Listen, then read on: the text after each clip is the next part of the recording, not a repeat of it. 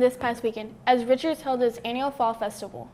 The Panther Weekly News starts right now.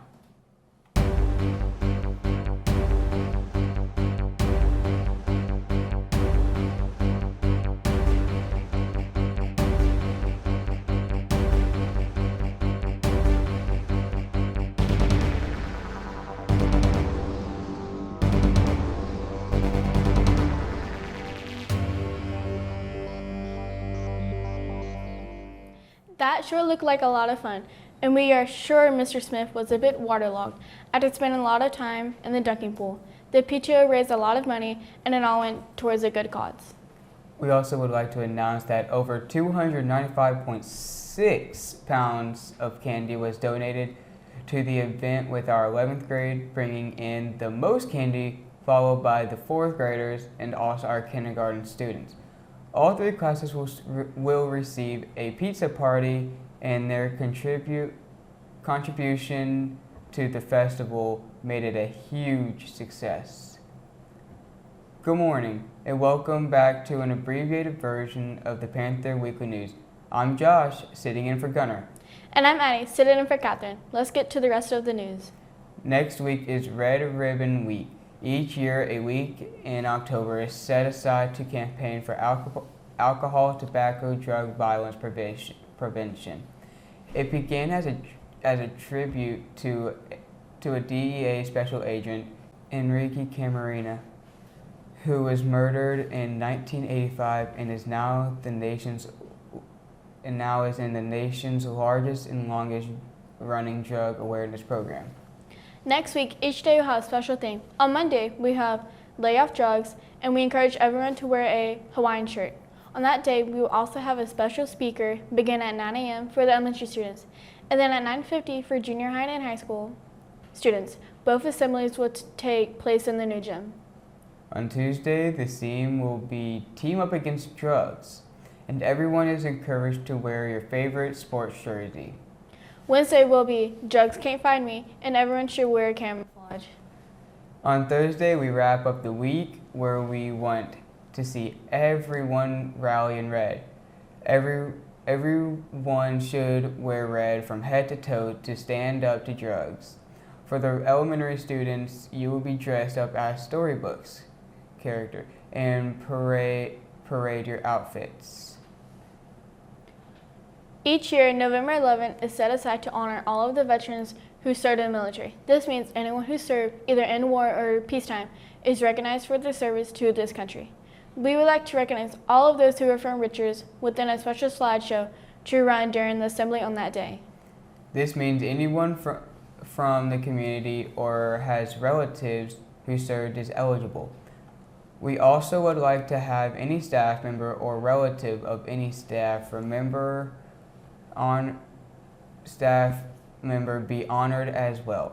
We are accepting pictures of any veteran, and they will be put into our special slide program. And you can see an example as shown here.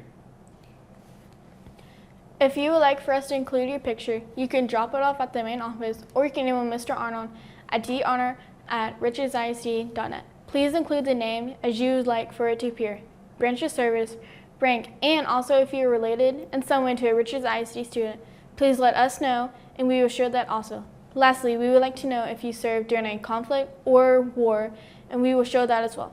If you have any questions, please feel free to contact Mr. Arnold by email, or you can call the school at any time. The Veterans Day Assembly will be held on the morning of November 11th in the school gym. We will give you more details later.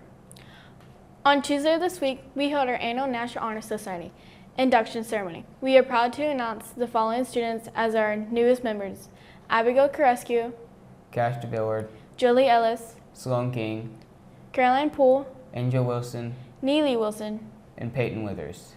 Congratulations to these outstanding students. Senior family shirts can still be ordered. They are $25 each, and you can contact Jamie Shett at the phone number or email address listed. Here are some testing updates. The next date for the ACT is Saturday, December 13th. The registration deadline is November 7th. And the next testing day for the SAT is November 8th, and the registration deadline is October 24th. As Mrs. Gilchrist discussed last week, UTPB has added 2 new courses in their dual credit courses list philosophy and Spanish, and any of our students can take those courses.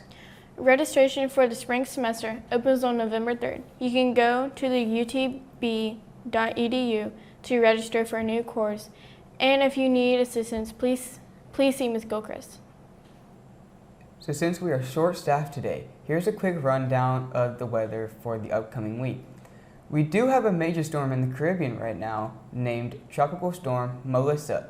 Current models do not show a definite direction of the travel, but the storm is expected to strengthen into a hurricane and will affect Jamaica and possibly Cuba. So we will be watching this one carefully to see which way it decides to travel. For our local weather, we will be expecting another front to come through sometime tomorrow evening, and some heavy rain and thunderstorms are expected to arrive in the Brazos Valley around 11 p.m. tomorrow night. So you might want to keep your phone handy just in case.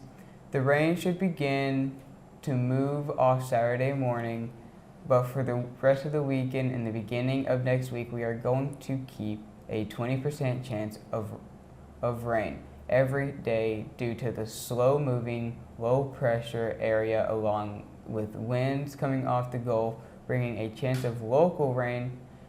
And temperatures should be a little on the cool side, with daytime highs in the upper 70s and low 80s, with the nighttime lows in the mid to lower 60s in the middle of the week.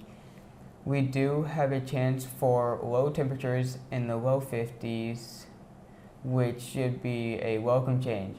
Even though we do expect to get a good amount of rain this weekend, the burn ban in all counties in the Brazos Valley is still in effect. So please keep that in mind. And that is the weather for this week. For the quote of the week, Steve Jobs tells us, "Your time is limited, so don't waste it living someone else's lives." And for the word of the week, ad nauseum, which means to a disgusting or ridiculous degree or to the point of nausea. Hello, Richards Panthers. I'm Charlie, and welcome back to our sports broadcast. And I'm Tristan. Welcome back, Panthers. This week we mainly have updates about volleyball and upcoming basketball. This week we're looking forward to volleyball playoffs that are coming up. But before we get into that, here are the results for our last 2 games, with only 1 game left to play tomorrow before the end of our regular season. Last Friday, the 17th, we traveled to Chester to take on the Lady Hornets and sadly lost in a 4-0 match, 21-25, 10-25, 17-25, and then 11-25. And on Monday, our junior high played Allen Academy, but sadly lost in 2 sets, 18-25 and 21-25. On Tuesday, our varsity played Brazos Valley Christian Academy and unfortunately lost, where the sets were 18-25, 16-25, and 19-25.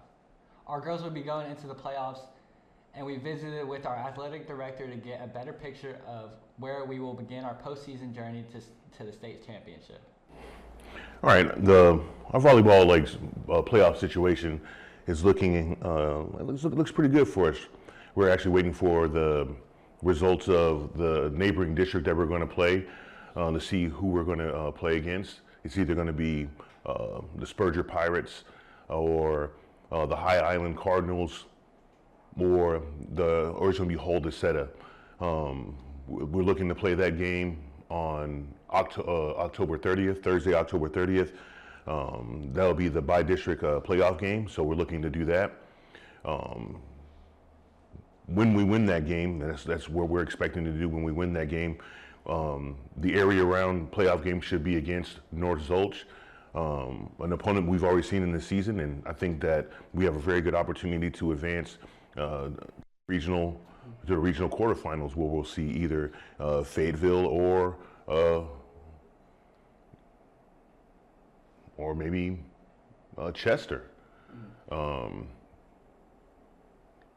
if that doesn't happen, then we'll either see Chester or Round Top Carmine in the regional semifinals.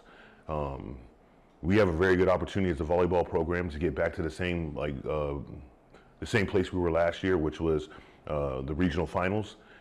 We able to get back to that spot with a lot of the girls that are returning from last year. I think it'll be a huge success on the season. It's still a success because I know the expectations of the volleyball program for some were not as high as they were going to be. For those on the coaching staff, we kind of understood that we had the talent there, and that talent just needed to be cultivated. And once it got cultivated, and the success that they're having right now is evident of that cultivation. That's a testament to Coach Stanfield and Coach Corolla's dedication and the girls' commitment to wanting to get better. So, and I think the future is bright for them as far as the opportunity to have a state run and maybe get to state. The path is there. There's some obstacles that are there, but we have tough-minded young ladies who put a lot of work and time into it, and I think they're going to be very successful if they're able to meet the challenge. And here's Coach Tennison again to give us a summary of the beginning of our basketball season. Basketball practice starts next Wednesday, October 29th. We'll start. Boys are excited. They're chomping at the bit. We'll practice for about 2.5 weeks before our first scrimmage, which will be on Saturday, November 8th against Gulf Coast. And our JV and our varsity will scrimmage then. And then we have back-to-back scrimmages on that following Monday and Tuesday, November 10th and November 11th against Lifestyle Christian on Monday. That'll be a varsity scrimmage. And then we have a JV scrimmage against the Core Knights on Tuesday, November 11th. And then the season kicks off November 14th against Kennard. Varsity plays here at home. Kennard was a school last year. I believe that, if I have it right, I think they did touch the state tournament. They're a very good team, a team that we lost to by 1 point last year. So have an opportunity to play them with, their core guys are still there. Our core guys are still here. This is going to be a great, matchup for us as far as to see where we are in the season, and we're just excited to get this off. Our first 3 or 4 games are going to be here at home, so we have an opportunity to show our fans what we're doing and our progress, and we have some tough games, and hopefully, we come out on top. But the expectation is we're supposed to be challenged, and we're really trying to make a pretty good run this year. The last 2 seasons, we've made it to the area. We'll be an area finalist. We're trying to get over that hump to try to get to the regional tournament. And when you get to the regional tournament, it's just anything happens there. So, I think that's our ceiling here. That's our base this year is trying to get to the regional semifinals. And then once we get there, I think with the talent that we have here, the hunger and the dedication, and from the time that I've been here, since a lot of these young men who are on varsity right now, or they're in the basketball program, were 5th, 6th, 7th, 8th graders, and now here we are. Seems like everything's coming full circle, and it seems like a very good opportunity for the Richards Panthers basketball program to get to the next level. And as Coach just said, we have a scrimmage on November 8th and another game on November 11th at 5 p.m. against the Core Knights. Both games hosted here at Richards. For the varsity basketball girls, their first game will be on November 21st as we host the Smith Blue Jays with their first game starting at 4 p.m. And then on December 4th through 6th, our girls will travel over to North Zolch for a tournament, and we will publish the schedule as we get closer to the date. Now for junior high, basketball on December 1st at 5 and 6 p.m., we take on the North Zolch Bulldogs at our own court. Then we will be heading to Round Top to take on the Cubs at 5 and 6 p.m. on December 8th. And that is all the sports we have for this week. Next week, we will have playoff dates and locations and possibly some more player and coach interviews. Now here are Addie and Josh sitting in for Katherine and Gunnar with upcoming birthdays and upcoming events. Have a great Panther week. Here are some upcoming events to keep in mind. October 27th through the 30th will be Red Ribbon Week, and every day of the week we have a different theme.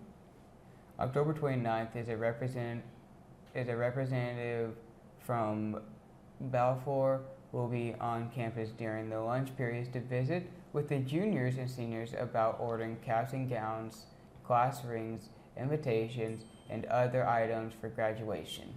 On November 11th, we will be celebrating Veterans Day with a special assembly in the gym. And on to the birthdays. Lyndon Palsy on October 23rd, Also, Maisley Palsy on the 23rd as well. Angel Wilson on October 24th, Stetson King on October 25th. and Keaton Wells on October 27th.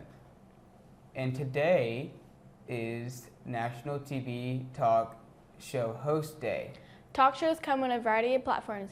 Daytime talk shows provide a combination of current events, health updates, technology news, and entertainment. The later the hour, the more comedy the TV talk show host dishes out, from practical jokes, impersonations, and sketches to games, sidekicks, and audience participation. Guests usually star in an upcoming film or made headlines for a stunt, good deed, or unusual invention.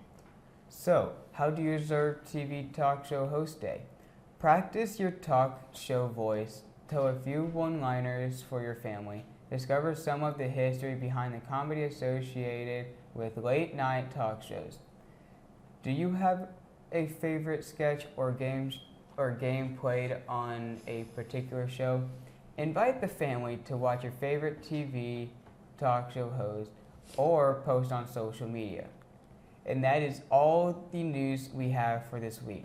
One more word before we go. We would like to give a shout out to the Walmart in Montgomery for donating 18 turkeys to our school so we can have a special Thanksgiving meal for all of the students and staff.